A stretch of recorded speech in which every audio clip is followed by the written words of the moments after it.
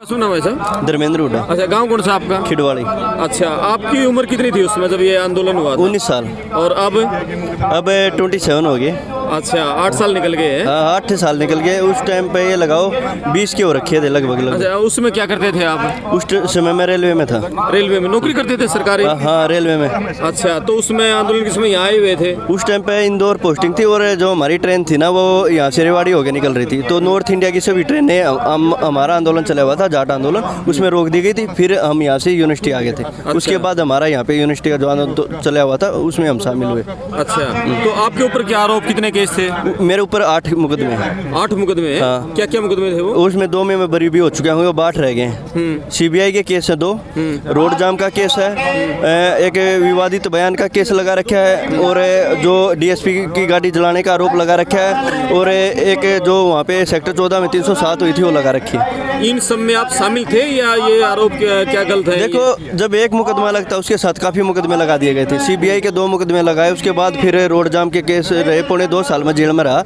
उसके बाद तो लगातार केस लगाते चले गए, केस पे केस, बहुत ज़्यादा उन्होंने केस लगाए। पुलिस रिमांड भी हुआ 7 दिन।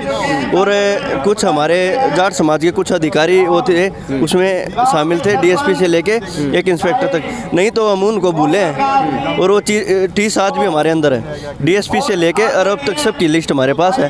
जैसा हमारे साथ हुआ उससे अच्छा परिणाम उनको देंगे। अच्छा, वो चीज़ हम भूले नहीं है। जी जी, जो हमारे साथ किया है और जो हमने जेल के से जो सही है वो याद रहेंगी, और उनसे अधिकारियों से पूरी उम्र अधिकारी नहीं रहने, सबका हिसाब लेंगे। एक किसी को भूले नहीं है, वो टॉर्चर नहीं भूले, जो 7 दिन रिमांड लिया गया, और वो जेलें नहीं भूले हैं, जो हमारा करियर खराब हुआ वो चीज़ नहीं भूले, और जो हमारी कौम के 30 भाइयों को यहाँ पे सरेआम गोलियां मारी गई थी वो चीज़ नहीं भूले। एक एक चीज़ का हिसाब लेंगे, समय आएगा। नौकरी तो छूट गई होगी आपकी? नहीं, नौकरी का तो कोई सवाल ही पैदा नहीं था। कौम के लिए कुछ भी देना पड़े, ये तो बहुत छोटी चीज़ है नौकरी वगैरह। तो ना कभी इच्छा हुई, उसके बाद नहीं कभी ये सोचा नौकरी के। बस सबसे अच्छा ये हुआ इस कौम में पैदा हो गया। बार बार हम तो यही परमात्मा से कहते हैं, इस जाट कौम में पैदा होते रहे और यहाँ पे संघर्ष करने का मौका मिले।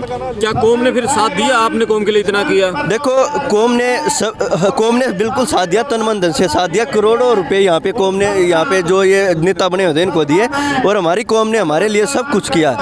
हमारे लिए हमारी कौम ये रही। लेकिन कुछ नेताओं ने जो गद्दारी की है, कुछ नेताओं की वजह से ये सब सारा गड़बड़ हुआ है, जिससे हमारे जो शहीद भाई थे उनको नहीं संभाला गया, उनके परिवारों को नहीं संभाला गया, जो जेलों में थे उनको नहीं संभाला गया। क्या उन लोगों को भी पोल खोलने का काम करोगे जिन लोगों ने गद्दारी की आपको? पिछले 6 साल से यही काम किया मैंने। उसके बाद ये नेताओं के ऊपर के ये करने के मेरे ऊपर 3 मुकदमे दर्ज हुए हैं। उसमें यशपाल मलिक जी का भी मुकदमा है, उसमें अशोक मलारा का मेरे ऊपर मुकदमा दर्ज हुआ है, काफ़ी मुकदमे दर्ज हुए। ये नहीं, जो इस मंत्री, ये जितने मंत्री हैं बीजेपी सरकार में ये, और जिन्होंने गलत किया है, और जो अधिकारी इस रिमांड में शामिल थे डीएसपी से लेके एक एक का हिसाब करेंगे। एक कौम ना, एक कौम भूलने वाली, ना भूलने वाले। जी, और ये बताओ, अभी 19 साल का एक जवान लड़का सरकारी नौकरी पे है, जेल चला जाता है, इतने मुकदमे दर्ज हो जाते हैं, आपके मम्मी पापा घर वालों पे क्या बीती होगी?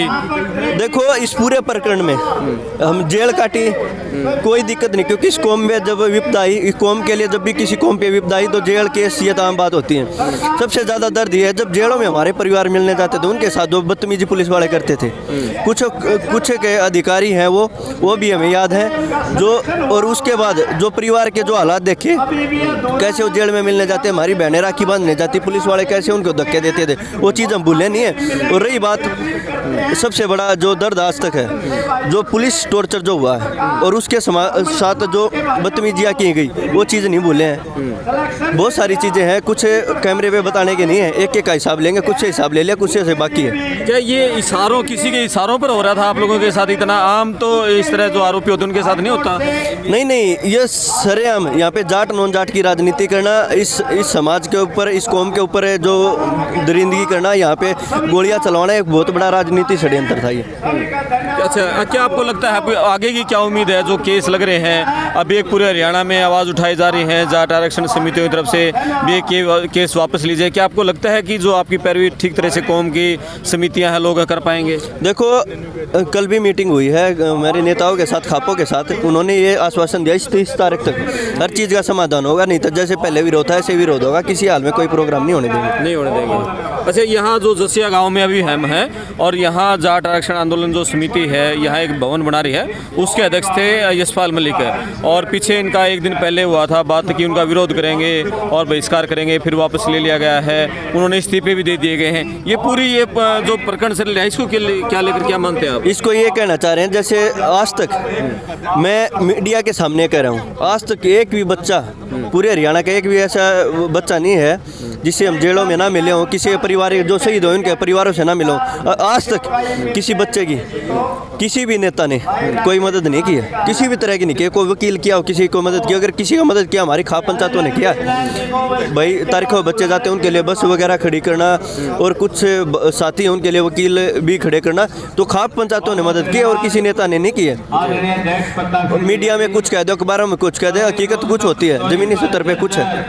चलो, ये थे हमारे साथ भाई धर्मेंद्र हुड्डा, और बहुत गुस्सा है जो समाज के नेता हैं उनके प्रति, कौम के प्रति बड़ा मान है, आदर है, सम्मान है, कौम ने साथ दिया, लेकिन इनका कहना है कि जो कौम के लीडर बने हुए हैं उन्होंने इनके साथ गद्दारी की है और सबका ये हिसाब लेंगे। मैं आपका दोस्त करमपाल, वीडियो शेयर करें, धन्यवाद।